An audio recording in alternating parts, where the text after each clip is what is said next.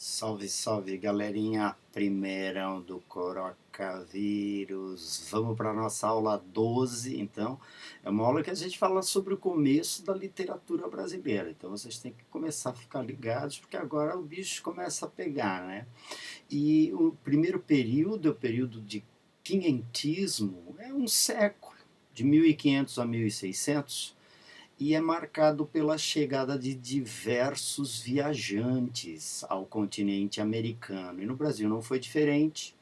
Desembarcaram aqui diversos pesquisadores, estudiosos, religiosos e aventureiros.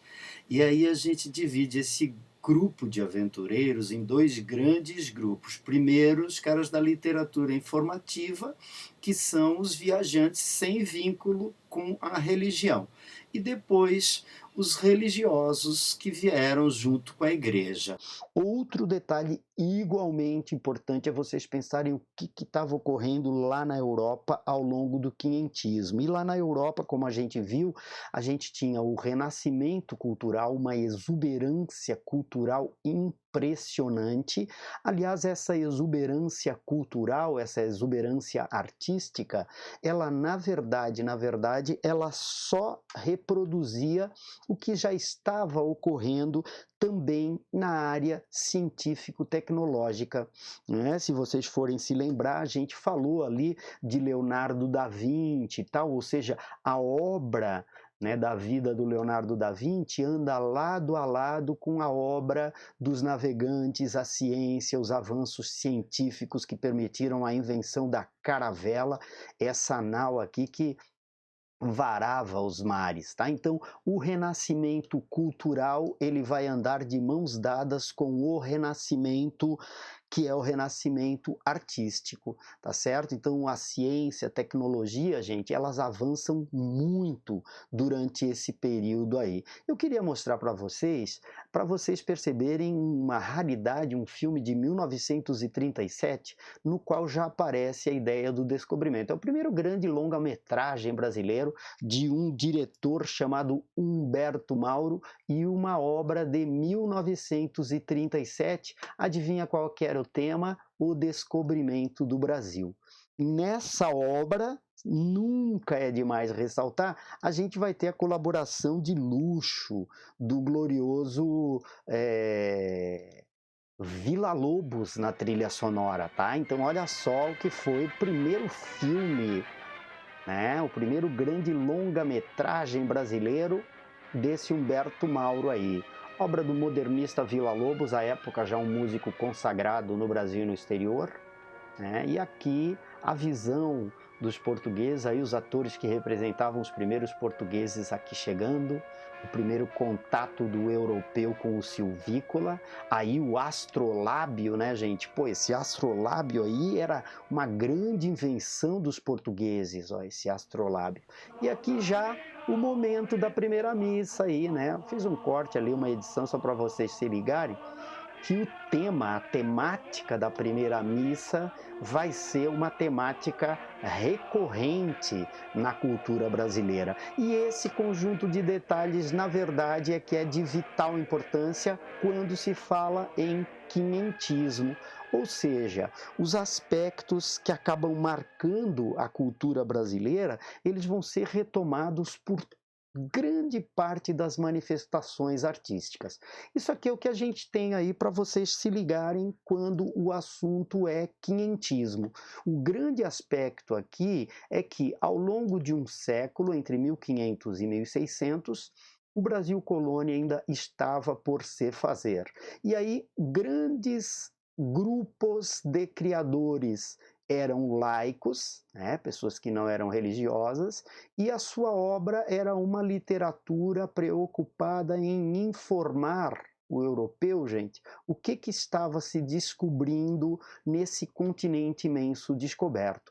Então, a maior parte dessas obras vão ser cartas, mas a gente também vai ter tratados descritivos, a gente vai ter, em 1570 e pouco, o primeiro tratado descritivo da história do Brasil. Quer dizer, é importante a gente perceber que o conjunto das obras que vai ser feito ao longo desse momento, ele é marcado por esse caráter de informação, são informações, são basicamente relatos da terra.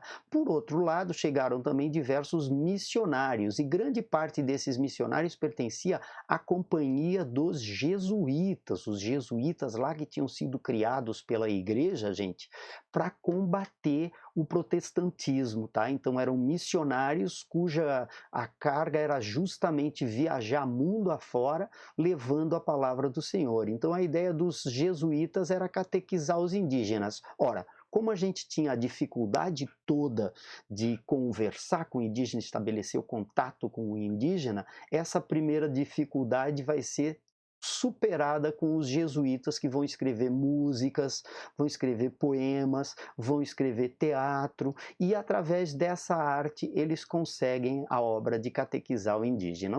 Os quatro grandes nomes que a gente tem aí: o primeiro, Pero Vaz de Caminha, autor da carta de Pero Vaz de Caminha, nossa certidão de nascimento literária. Outro, Pero de Magalhães e Gandalf. Esse cara era amigo do Camões, viu, galera? Era amigo do poeta Camões lá.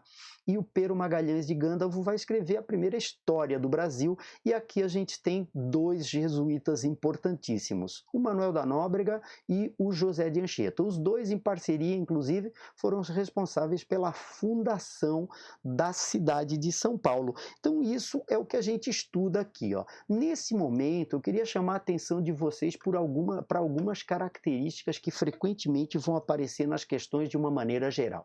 Primeira coisa que vocês têm que se ligar: são textos de europeus para europeus, gente. Então não tem aquela preocupação artística assim, tá? São relatos geográficos, a promessa de bens da Terra Nova, a fertilidade da Terra Nova. Essa visão, obviamente, é uma visão toda ela eurocêntrica. E grande parte dos caras que chegaram aqui e escreveram cartas, relatos, tratados descritivos, história do Brasil, eram os cronistas viajantes, tá? A função desses textos é muito mais utilitária, a ideia é dizer para o rei: ao rei, aqui tem isso, aqui tem aquilo, e assim por diante. Já a literatura de formação, a literatura produzida pelos jesuítas, é uma literatura com o fundamento, a intenção, a função também utilitária de catequizar os indígenas. Então, literatura de informação para informar e literatura de formação para catequizar os indígenas. A grande expressão aqui é justamente o jesuíta José de Anchieta, que chegou a receber o apelido de o apóstolo do Brasil. Então, esse conjunto de textos é o que a gente chama de textos do quinhentismo brasileiro, né? Aqui a gente tem uma imagem da carta do Pero Vaz de Caminha, e essa carta do Pero Vaz de Caminha, é importante a gente perceber, ela é a grande expressão, ela é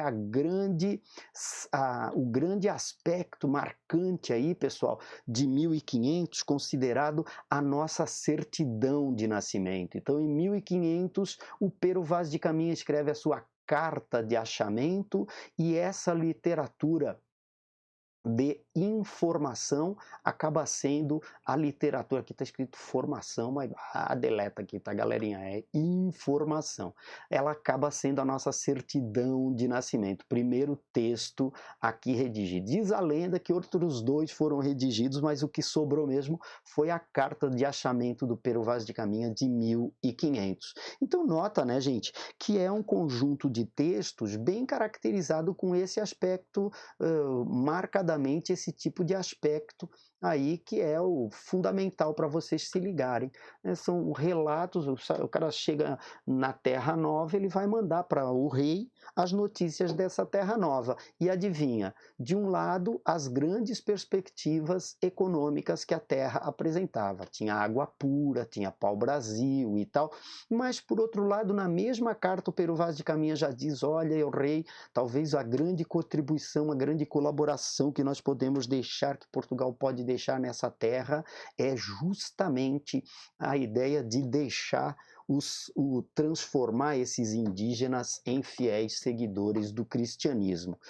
E aí eu queria chamar a atenção de vocês para os trechos da carta, tá? São trechos de caráter documental, já desde o início, o Pero Vaz de Caminha diz ao Dom Manuel, ó, tome vossa alteza minha ignorância por boa vontade, creia como certo que não hei de pôr aqui mais que aquilo que vi me pareceu nem para aformosear, nem para embelezar e nem para enfeiar a terra, ou seja, o caráter documental, o caráter objetivo da carta já vem desde o primeiro momento. Aqui um pedacinho no qual aparece uma descrição dos indígenas. Traziam alguns deles uns ouriços verdes de árvores que na cor quase queriam parecer de castanheiros, apenas eram mais pequenos, e os mesmos eram cheios de grãos vermelhos, pequenos, que esmagando-os entre os dedos faziam tintura muito vermelha, daqueles andavam tintos, e quanto se mais molhava, tanto mais vermelhos ficavam. Então os portugueses descobrindo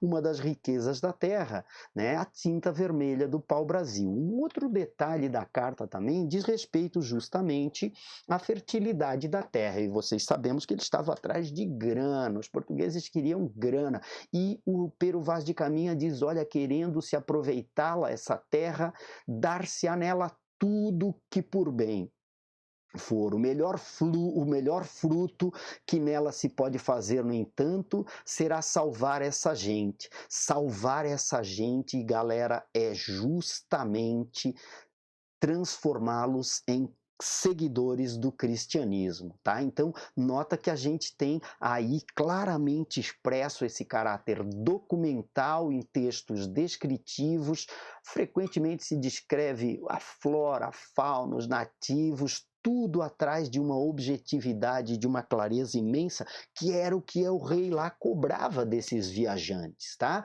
Por outro lado, em 1576, esse Pero Magalhães e Gândavo aqui, ó, que é aquele amigo de Camões que eu falei para vocês, escreve a primeira história do Brasil. Na verdade, é um tratado descritivo contando sobre aspectos do descobrimento, mas também deixando bem clara a ideia de que o Brasil era uma pátria a ser desbravada, né? E aqui a gente tem uma figura dele, que é a grande figura do jesuitismo brasileiro, ele é um espanhol, né? O glorioso José de Anchieta, eu queria lembrá-los, ele vem para o Brasil bem jovem, passa grande parte da vida dele aqui no Brasil, e no Brasil faz um trabalho excepcional, tá?